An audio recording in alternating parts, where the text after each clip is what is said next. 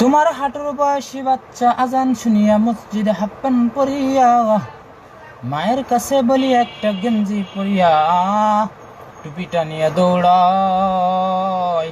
তার দিলের ভিতর মৌলার ভয়, মৌলার ভয় তার ভালো লাগে।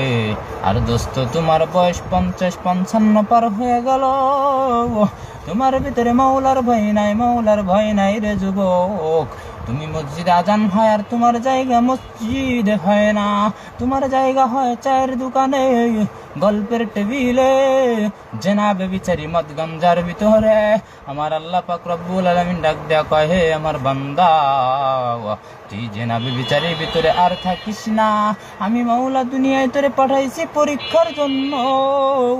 ওই পরীক্ষায় খুদা না খাস যদি তুই ফেল করে আসিস, তোর চাইতে পুরা কপালার আল্লাহ আমি আল্লাহ আমার জমিন ও আসমানের ভিতরে নাই।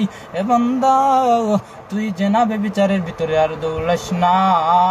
মসজিদে আজান হয়, আমি মাওলা ডাকি, আমার ঘর হয়েছে মসজিদ ঘর।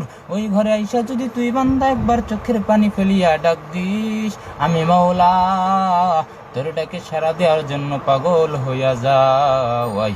আর তুই বান্দা আমার ডাক দেয়া ভুইলা গেছিস, আমার সাথে ভালোবাসা কমে গেছে, আমি মাওলা তোর জন্য জাহান্নাম ওয়াজিব করে দিলাম।